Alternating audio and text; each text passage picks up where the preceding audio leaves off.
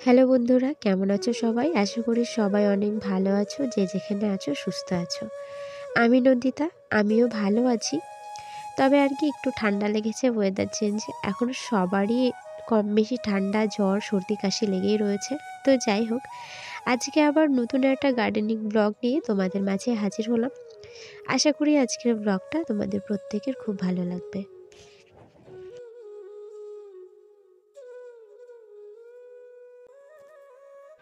এটা একটা কেতকী ফুলের গাছ, জানো তো? এই গাছটাকে আমি অযত্নে রেখেছি। দেখো মাথার উপরে কতগুলো ফুল নিয়ে দাঁড়িয়ে রয়েছে, আর গাছটার চেহারা দেখো একবার। একদম লম্বা একটা ঠিঙে ডাল নিয়ে গাছটা হয়ে রয়েছে। একটা প্লাস্টিকের মিষ্টির কৌটোর মধ্যে দীর্ঘদিন ধরে বসানো ছিল, শুধু জল দেওয়ার দরকার, শুধু জলটাই দিয়েছি। ওর দিকে সেইভাবে খেয়ালই করা হয়নি, তাই আর কি একদম ঠিঙে লম্বা হয়ে এখন আমাকে ফুল দিচ্ছে।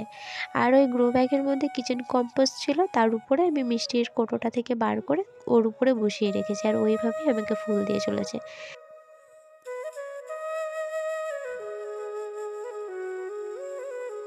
আর তোমাদের কাছে একটা প্রশ্ন থাকলো, আচ্ছা বলো তো এটা কি ফল? জানা থাকলে অবশ্যই কমেন্টে লিখে জানিও। কিন্তু যদি তোমরা মনে করো এটা কুল, তাহলে সব থেকে করছো বড় ভুল। কারণ এটা কুল নয়, আর কোনো খাবার ফল না, খাওয়ার মতো কোনো ফলই নয় এটা। তবে জানো তো, একটা কথা বলি, মনে পড়ে গেল। আমার বিয়ে যখন হয়েছিল তখন মাঘ মাস ছিল, মাঘ মাসে আমার বিয়ে হয়েছিল। আর মাঘ মাসে যেহেতু কুলের সিজন, তখন এই ফলটা যখন উঠোনে পড়েছিল, তখন আমি উপরের দিকে তাকাইনি যে এখানে কোনো কুলের গাছ আছে বলে। তো যাই হোক, আমি তখনই ফলটা দেখে কুল ভেবে লোভ সামলাতে না পেরে তুলে নিয়ে এক কামড় দিয়ে দিই। আর কামড় দিয়ে দেখি যে এটা কুল নয়। তো তখন আমার ওই কাণ্ড কারখানা দেখে বাড়ির সবাই শুদ্ধ হেসেছিল যে আমি কত বড়োভাবে ঠকে গেলাম। আমি বা কী করে জানবো বলো? আমি তো এই ফলটা কখনো দেখিইনি তার আগে। তো এই বাড়িতে এসে প্রথম দেখি। যদি তোমরা জানতে চাও এটা কি ফল, তাহলে আমাকে কমেন্টে লিখে জানিও, তবেই বলবো, নচেত বলবো নয়।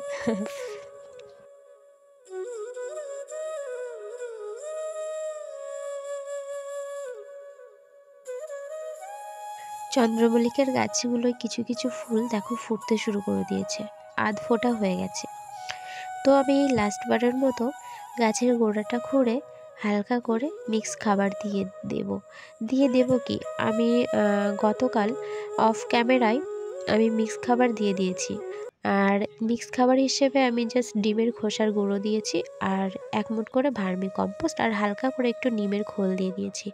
মানে একটা জায়গাতে আমি মিশিয়ে নিয়েছি আমার কাছে যে কটা চন্দ্রমল্লিকা গাছ আছে সেই কটার পরিমাণ অনুযায়ী, তারপরে 1 মুঠ করে দিয়ে দিয়েছি। তো যেহেতু কালকে আমি জাস্ট দিয়ে নিচে চলে গেছিলাম, আর সেইভাবে মাটিটা খুঁড়ে দেওয়া হয়নি, আর তার ছাড়াও জল দেওয়া হয়ে গেছিলো গাছের গোড়ায়, তাই আর কি কালকে খুঁড়ে দিইনি, তাই আজকে খুঁড়ে দিচ্ছি গাছের গোড়াটা হালকা করে।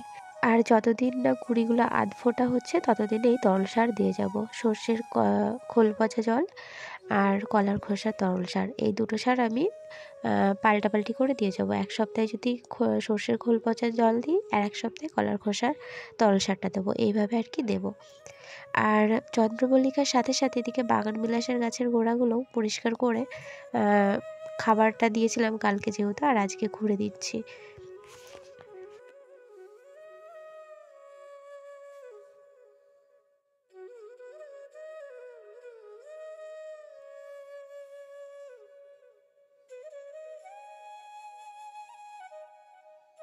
আমি মিশো থেকে বেশ কিছু গার্ডেনিং টুলস অর্ডার করেছিলাম এই মাটি খোঁড়ার জন্য।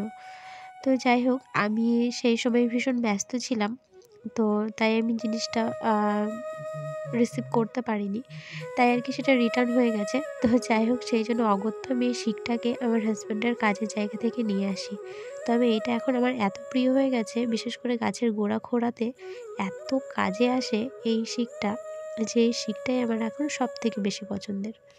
এই শিকটা কিন্তু হালকা করে বেঁকানো আছে, এটা কি কাজে লাগে আমি জানি না, তবে আমার যে গার্ডেনিং কাজে এত সুন্দরভাবে প্রয়োগ করতে পারছি এটাই অনেক।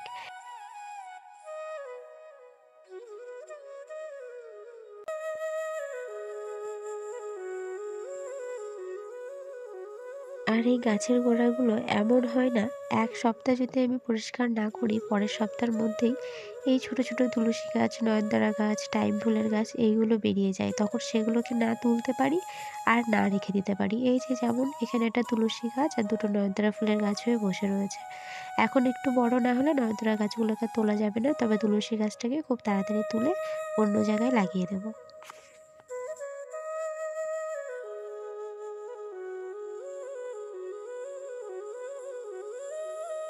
গতকাল অফ ক্যামেরায় বেশ আমি অনেক কটাই কাজ করেছি। এই যে একে একে দেখছি আর একে একে মনে পড়ছে, তাই তোমাদের সাথে শেয়ার করছি। এই যে ছোট্ট ছোট্ট মিনি ভ্যারাইটি যে চন্দ্রমল্লিকা গাছটা ছিল আমার কাছে, কুড়ি সহ আমি নার্সারি থেকে নিয়ে এসেছিলাম। দুটো ছিল, তার মধ্যে একটা বড় মেয়েকে দিয়ে দিয়েছি আর একটা আমি রেখে দিয়েছি। তো এটাও ছোট্ট একটা গ্রো ব্যাগের মধ্যে ছিল, সেখান থেকে রিপোর্ট করে তার থেকে হালকা বড় একটা গ্রো ব্যাগে দিয়ে দিয়েছি।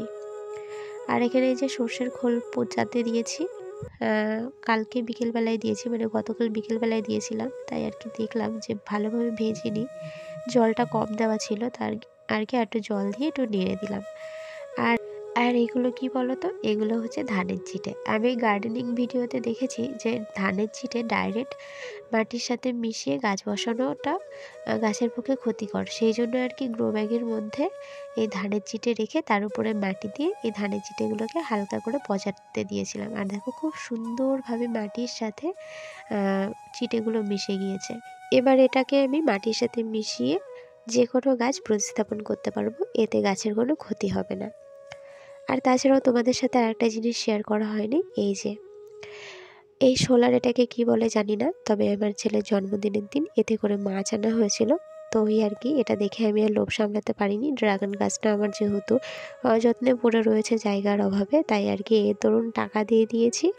আর এটার মধ্যে যত রকমের সবজির খোসা, তারপর বাগানের যে সব আবর্জনা সমস্ত কিছু দিয়ে অর্ধেকটা ভর্তি করেছি। এবার উপরে মাটি দিয়ে ড্রাগন গাছটা বসিয়ে দেব।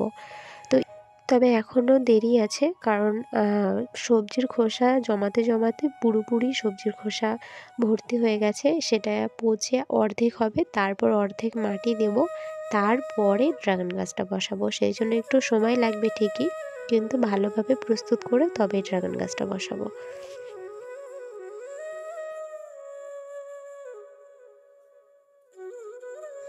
এখানে রয়েছে 3টে মিনিয়েচার টগর ফুলের গাছ। আমাদের এখানে চলতি ভাষায় একে মাকড়সা ফুলের গাছ বলে।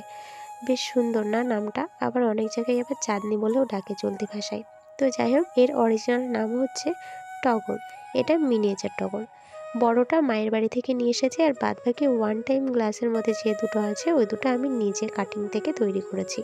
তা ওই আর কি বড় যে গাছটা রয়েছে সেই গাছটা ওই কোনায় এক টুকরো জায়গা রয়েছে, ওইখানে লাগিয়ে দেবো ভাবছি। ওখানে একটা কামিনী ফুলের গাছ রয়েছে, তার পাশেই ওই বড় যে মাকড়সা ফুলের গাছ ওইটাকে লাগিয়ে দেবো।